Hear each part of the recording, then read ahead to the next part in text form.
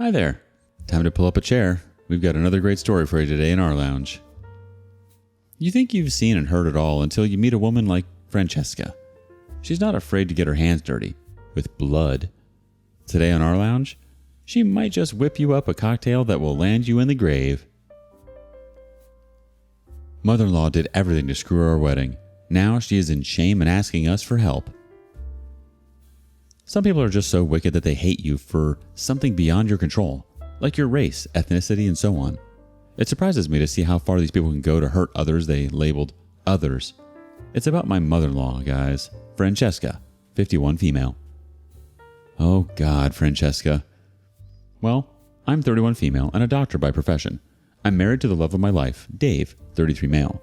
I wouldn't be here if my crazy mother-in-law had not tried to ruin my relationship and career. Francesca is a debutante. She's like the cream of society. She's the kind of woman that dresses up in pearls and walks around feeling mightier than thou. It is because of her upbringing. She was raised to be the highest person and to treat others like the scum of the earth. My husband Dave once said she had met the queen in her earliest years. But who knows? Do you know how rumors spread and spread faster? Francesca was all alone after her husband died, so I guess that's why she spends so much time with her children and tries to control them, especially Dave. My mother-in-law did not like me right from the day Dave brought me for a family dinner. God, I can still remember how her dark eyes condescendingly went up and down at me. When Dave left us together to greet a couple of his family members, she walked around me in circles, assessing me. Guys, I legit felt that the airport security was trying to check me out for drugs. It was uncomfortable. I wasn't the kind to give her a dose of her treatment. It wasn't like me. So instead, I smiled and answered all of her questions.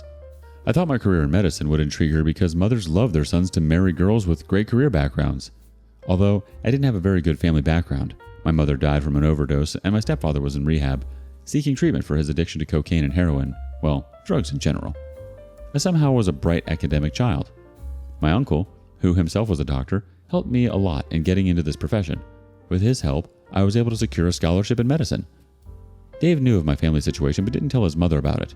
He knew his Francesca very well, that she would look down upon me for my questionable background.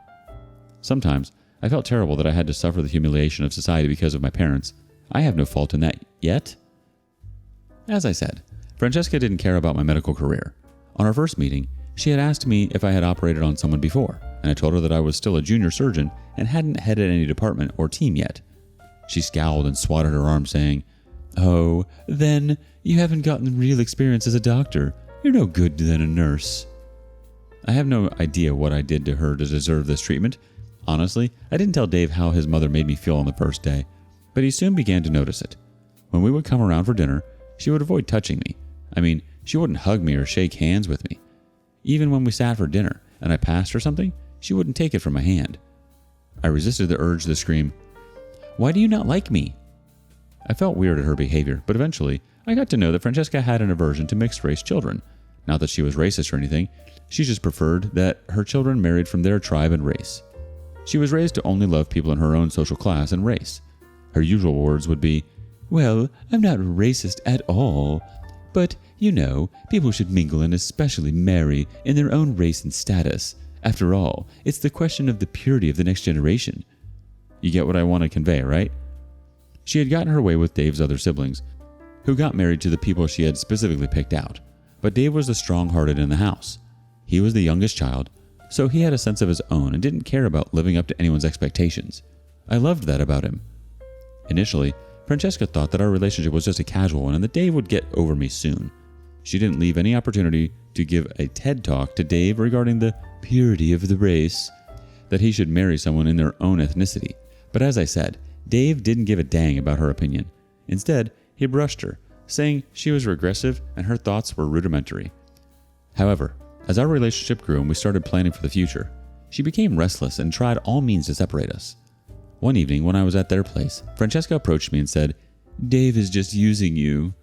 She further said that Dave was used to girls like me because it was a fetish and he didn't see himself going far with anyone. Even though Dave had not shown me with those signs, I was insecure. I appeared tough and told her I would look out for those signs in Dave for myself and take the decision accordingly. Dave proposed with a beautiful ring a week afterward. The look on Francesca's face was priceless when we broke the news to her. I was thrilled, happy that I had won, but it was a long way. Not knowing that Fancy Nancy Francesca was going to ruin my life. Dave and I wanted a small wedding with just family and friends, so we planned a small yet fancy event. But Francesca had cooked up a plan to ruin our lives. The most important day of my life, my wedding. During the planning, she tried to control everything, saying that she had to live up to her guests' expectations. When we went to get my wedding gown, she wanted something conservative and pricey, while I wanted something cute and affordable. I didn't want to spend so much on a wedding even if Dave had the money. During my cake tasting, she insisted that getting dolls on the cake was ridiculous, which I had always dreamed of that. She kept calling it tacky. Ultimately, I had to tell her, "This is my wedding. I know exactly what I want." Even for the decoration, she asked the florist for decoration of a traditional style with roses, but I wanted something contemporary with daisies. Her nosiness suffocated me to the point that I became disinterested in the wedding. Dave confronted her and asked her to respect me and my choices for the wedding. I thought this woman would finally understand that it was my wedding, but she had another trick up her sleeve. Francesca found out that I used to go out with a popular musician through my old social media posts, and she invited him to the wedding. He wasn't that famous back then. She knew that Dave wouldn't like the presence of my ex at our wedding, and our special day would be ruined. Thank God I found out about her sneaky plan when my ex texted me, stating that he couldn't wait to see me as a bride. I was livid. I immediately told him that he should ignore the invitation sent by Francesca, and he wasn't allowed to come to the wedding. That's when I told Dave that his mother was out for me. When he confronted her about the musician thing, she innocently said that she wanted to enjoy good music and invited him. When all her measures failed, she used my stepfather to ruin my wedding. There, she was successful too. So my stepfather, who was in rehab, was finally free and undergoing therapy. It was nice to see that he had left all of his bad habits and was ready to start afresh. He spoke about trying to get a new job and start afresh. I was thrilled by his plans and also happy that he wanted to walk me down the aisle. His doctor warned me not to put him in situations where he would relapse. I didn't worry because I knew my stepdaddy was intent on changing and would never step foot in dangerous places that would jeopardize his health. But danger came to him. Francesca somehow got to know my stepdad's condition, and she cooked up a perfect plan to stop my wedding. It was my wedding day. I was happy, getting dressed. When I was ready to walk down the aisle, the wedding planner told me that my stepdaddy was nowhere to be found. I began to worry. Everyone started looking for him. He was later found in the garden, drugged up and incoherently saying things. I immediately knew that he had relapsed. I was angry with him for ruining my happy day and also making a fool of himself in front of guests and my possibly new, family. He had told everyone he didn't take anything. He only accepted brownies and a cocktail from Francesca a few hours ago. The fancy woman had admitted to giving a treat because it seemed like he was hungry. She denied all claims that the food was laced with drugs. I was conflicted. I knew that Francesca was evil, but I also knew addicts could relapse. My stepfather could have been lying. It caused chaos to such an extent that I had to go to the hospital in my wedding gown. My colleague mentioned that the drugs were causing a severe reaction to him. It was the most horrible day ever. My wedding was put on hold for a while because of all that was happening. I couldn't get married while my stepfather was in the hospital. I resumed my work from the next day. After a week, I was called into the office by my boss and was told that I would be suspended until the investigations were over. I was confused because I was always on time at work and never clocked out before my time. My boss said that there had been allegations that I had prescribed someone hospital drugs to my ailing stepfather and had caused his addiction. That was a lie. I never supported my father's habits. My boss also mentioned an incident that happened a few days ago. I had given a patient the wrong dosage. Thank God one of the nurses had noticed and drawn the attention of a senior colleague about it, else I would have killed someone. My boss told me that I just needed to stay back at home while the investigations were ongoing. This was bad. I may end up being dismissed and not getting the promotion that I had always wanted. David decided that we open up wedding plans and try to get hitched again despite the problems going on. He needed me to put the whole fuss behind me. He was right. I just needed the results of the investigation to be in my favor. Again, Francesca had tried to ruin my wedding preparations for the second time. She tried to make sure she was in charge of everything. I sort of allowed it this time because I was stressed up about the allegations at work and my ailing father. It was too much to handle, so I let her do everything in a way she wanted. One day when I was visiting Dave's house for something, his mother's snarky comments about my family background hurt me so bad that I broke down in the backyard. One of the maids saw me and comforted me. While comforting me, she took pity on me and revealed many shocking truths about Francesca. She was basically an ally to Francesca and started speaking about everything that the fancy woman had been up to. She told me about the incident with my stepfather. Fancy Nancy Francesca had ordered her to buy drugs from a shady neighborhood and bribed her $5,000 to keep it a secret. Money is everything to many people, so the maid did what she was told. She told me how Francesca spent the day in the kitchen, baked weed into my stepfather's brownies, and infused the weed into his cocktail, causing his trouble with his health. My stepfather was right all along. It was Francesca. The maid had decided to come clean because she was worried that she could be in trouble with the law for helping Francesca with her evil schemes. She also knew that Francesca would want to do something worse to ruin my wedding the second time. I was glad the worker had told me, because what else would she try to do again? Have me arrested? Or killed? I had been able to convince the maid to tell Dave all that his mother had done. Dave was mortified to know the truth. My stepfather was a recovering addict, and Francesca had done this to ruin the wedding so that he wouldn't walk me down the aisle and would misbehave, causing chaos to the day. She probably did not think that her little act of wickedness would cause a man to be stuck in the hospital. Dave and I knew we had to stop her one way or another. She didn't want us to be happy, so we hatched a plan to confront her about it. We wanted to do it during her monthly book club with her fellow debutantes, but that would be a far stretch. So we called her into the living room and asked the maid to repeat everything. The maid was initially scared and didn't say a word, while Francesca gave her a grave, threatening look. Dave assured the maid we would stand by her if she spoke the truth. Finally, after much contemplation, she spoke. Francesca denied all the claims and swore she would sue the maid for libel and slander. Dave got tired of her theatrics and called her out for being manipulative. He even threatened to inform the police, and that's when she confessed everything. She admitted to feeding my recovering addict father a drug to stop our wedding, and she was greatly successful in that day. Additionally, she was responsible for my work-related problems.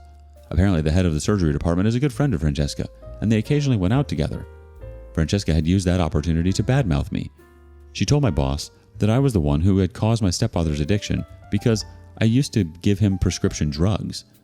Oh God, I had been killing myself, wondering who had told them all the lies, and it was her.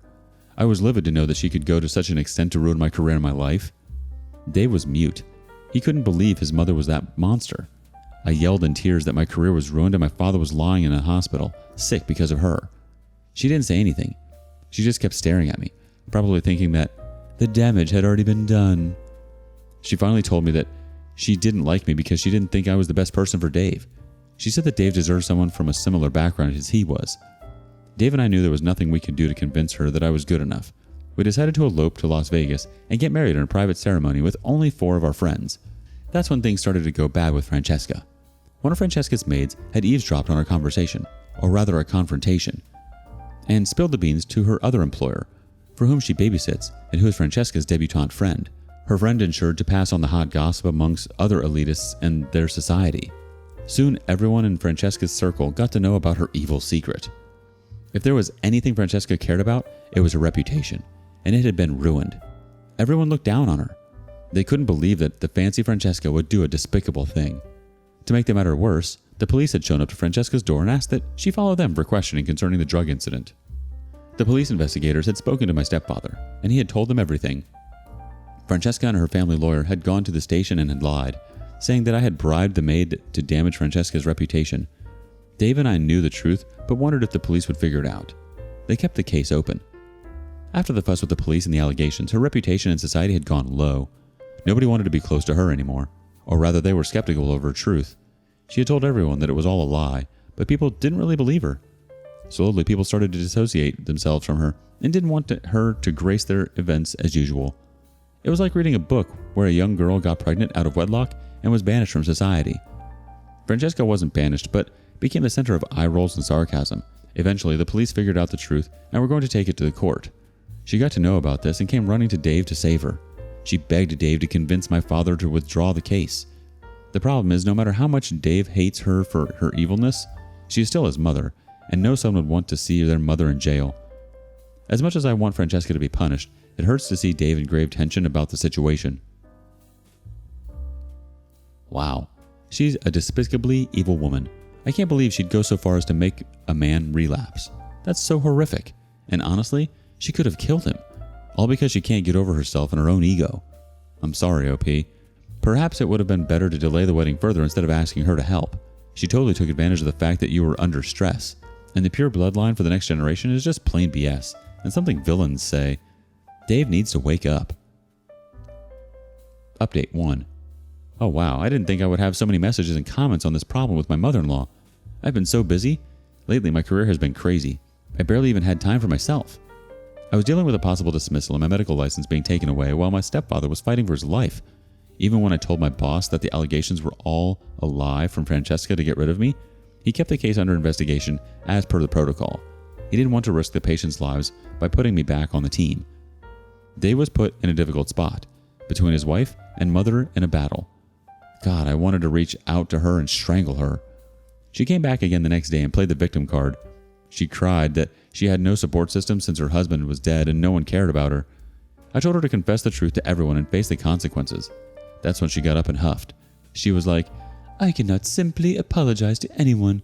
That would say that I am guilty, and people will hate me." Well, duh. What else do you deserve? Guys, she still has this sense of pride and wanted me to tell the whole world that the allegations were false.